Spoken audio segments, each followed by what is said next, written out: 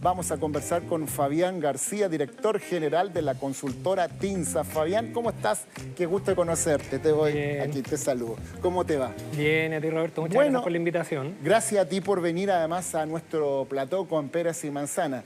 Me acuerdo, soy un viejo reportero económico. En algún momento el entonces ministro de Hacienda, Eduardo Aninat, ocupó la misma medida. La economía chilena estaba muy plana, no creciendo, el desempleo estaba alto, estaba buscando fórmulas para reactivar la economía.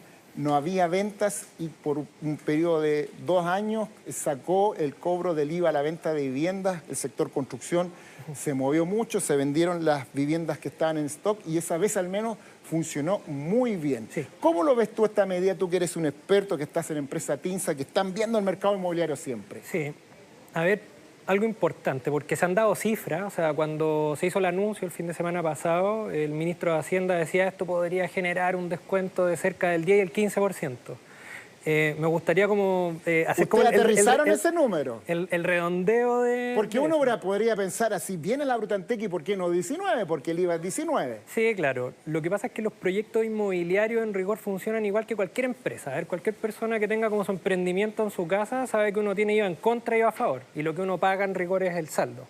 Entonces, dentro del proceso de construcción, uno paga IVA por la construcción, pero la adquisición del terreno no viene con IVA. Entonces, el IVA que termina en los consumidores finales no es el 19% exacto, sino que lo datan entre el 10 y el 15%. Ahora, esto es un análisis que se hace como desde la construcción del precio de un inmueble. O sea, una parte, ¿cierto?, son los costos de construcción, otra parte la adquisición del terreno, otra parte la utilidad de la inmobiliaria y otra parte el impuesto por la venta, ¿cierto? Por lo tanto, sumando y restando, ustedes en TINSA están estimando que si se sacara el IVA por un año en la venta de viviendas, las viviendas debieran bajar. Entre un 10 y un 15%, que es, es de la parte de la composición del precio. Entre un 10 y un 15%. Sí. Ahora hay que tener ojo con esa... Teníamos justo ahí nuestro generador de caracteres. ¿Cuánto bajaría un departamento sin IVA? Entre un 10 y un 15% según este estudio de TINSA. Exacto. Ahora, hay que tener ojo porque nosotros lo hemos explicado de otra manera. Esta es la componente del precio que está construida por el IVA. Ahora, la rebaja que vayan a hacer los inmobiliarios al momento de la no aplicación del IVA podría distar de ese 10 o 15%. ¿Más para abajo?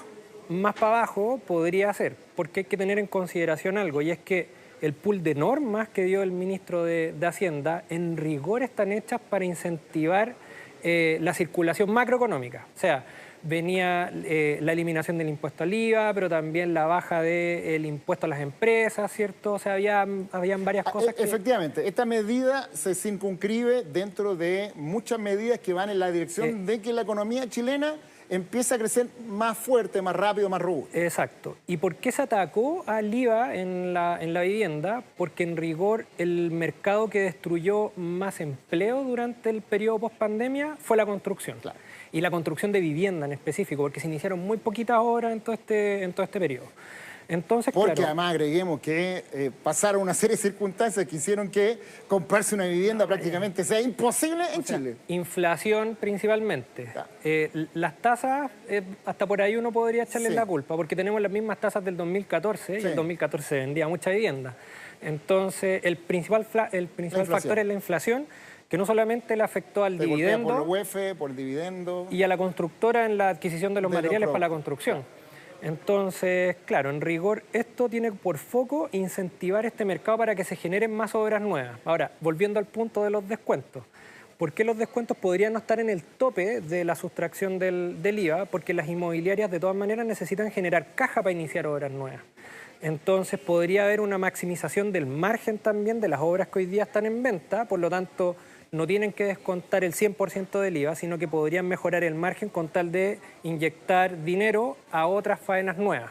Claro. Y eso, de todas maneras, cumple súper bien con el marco de las medidas que se están proponiendo. Si te leo bien, entonces, el descuento que podría tener, el menor precio que podrían tener casas y departamentos nuevos, que estamos hablando de viviendas nuevas, podría estar entonces más cerca del 10% al tener en 12 meses no cobro del IVA. Sí, claro. O sea, es muy probable que en los ejercicios comerciales de venta no se haga la sustracción completa del IVA. O sea, con esto quiero decir que si una inmobiliaria quisiera renunciar completamente al cobro del IVA y no hacer nada con el resto del flujo de ventas, va a descontar entre un 10 y un 15. Pero si por algún motivo las inmobiliarias necesitaran más caja, como por ejemplo para poder cubrir los gastos financieros de los créditos de construcción que tienen por proyectos que ya están con entrega inmediata hace mucho tiempo, es muy probable que haya mejor una maximización de ese flujo para poder iniciar obras nuevas. De todas maneras, para la gente que está en sus casas, van a haber descuentos. Eso es un hecho. O sea, no va a haber nadie que no lo vaya a aprovechar. O sea, va a haber mejores condiciones y aquí, bueno, decirle a la gente, sobre todo a los que están viendo la posibilidad de comprar, que va a haber dos noticias o dos elementos que podrían ayudarlo. Una es este IVA, que de todos modos se tiene que aprobar en el Congreso, qué sé yo, que no va a haber IVA durante 12 meses en la compra de vivienda, pero además está vigente el subsidio a la tasa de interés que viene del gobierno anterior. Sí, es muy bueno ese punto porque se genera un espacio de oportunidad que seguramente se va a dar en el traslape de ambas propuestas. O sea, en el caso de una norma que está vigente y en la entrada en vigor de la propuesta nueva.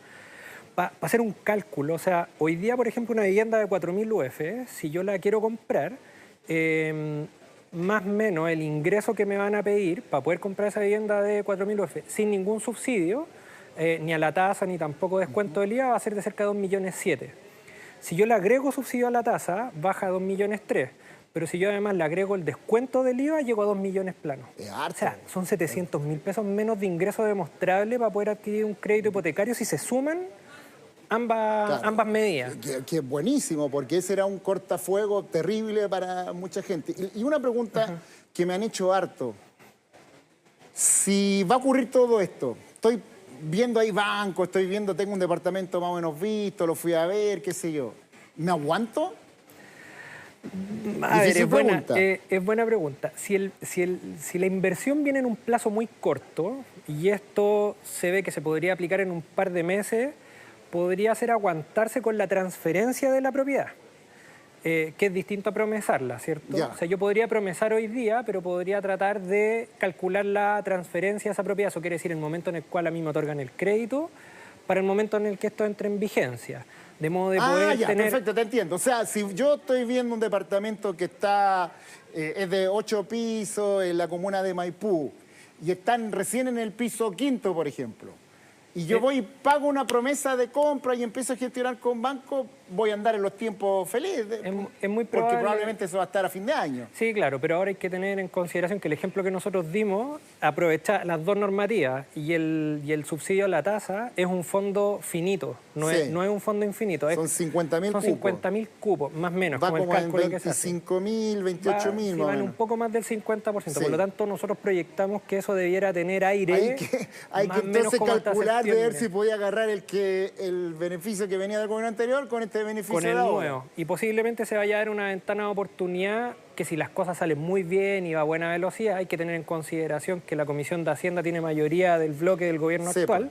Porque el ministro de Hacienda, él calcula que este paquete de medida económica, donde está el no cobrar el IVA a la venta de vivienda durante 12 meses, debiera estar listo el proyecto en 3 meses más. Y después debiera tener un despacho rápido en el Congreso. Para que se ejecute el reglamento. Exactamente. En el fondo. Claro, entonces... Estamos hablando del segundo semestre igual. Claro, estaba hablando de un espacio de oportunidad que posiblemente sería entre julio y septiembre. O sea, ahí se va a dar un momento que es muy, muy bueno para poder adquirir los dos beneficios, subsidio a la tasa y rebaja del IVA. Bueno, después también hay que ver algunas cosas, porque por ejemplo el subsidio a la tasa tuvo un efecto retroactivo. Sí. Que partía desde enero del 2025. Claro. No sabemos si el reglamento de esto va a tener un efecto retroactivo. Mira, también. Habrá que ver eso. Que sean todas las promesas ejecutadas desde X fecha. Probablemente, a lo mejor, si tiene ese mismo de tener un efecto retroactivo, quienes están ahora pudieran verse beneficiados. Pero solo tendremos que esperarlo cuando esté el reglamento. Una pregunta más, Fabián. Esto debiera dinamizar la construcción en un sector económico súper importante porque tiene clúster, encadenamiento productivo, que la ferretería, que el fierro, que la comida para los viejos, todo. Debiera también dinamizar la economía, ¿no? Sí, en efecto. Bueno, hay que tener en consideración que la cantidad de empleo que se destruyó dentro del rubro de la construcción, como en términos totales del empleo en Chile, se data como más o menos del 12% del empleo destruido por el detenimiento de este rubro. Claro. ¿Está parado? Por lo tanto, esa generación de empleo debería concatenar otros Volver. movimientos macrocoyunturales que son gente empleada que va a consumir otros bienes fungibles o tecnología o automóvil y cosas por el estilo. Entonces, la circulación general debería ser muy buena en ese sentido, siempre y cuando se inicien faenas nuevas. Ahora, hay que tener en consideración el stock de vivienda nueva es alto. Por lo tanto, si uno tuviese que hacer los cálculos, el stock de vivienda que nosotros tenemos hoy día es relativamente sano. Sobreestoquear tampoco es una buena alternativa. Por lo tanto, los primeros esfuerzos en la aplicación de esta normativa seguramente van a ir a agotar el stock que hoy día está disponible y en una segunda instancia vaya a ser en la ejecución de nuevas faenas. Fabián García, director general de la consultora TINSA, muchas gracias por venir a explicarnos esto con pera y manzana. A la gente le interesa mucho, así que gracias por venir a nuestro programa. Vale, Roberto, que esté muy bien. cuando quieran. Señoras y señores, con estos datos que tienen que ver con las compras de viviendas nuevas, terminamos nuestro programa económico con peras y manzanas. Que les vaya muy bien. Con peras y manzanas.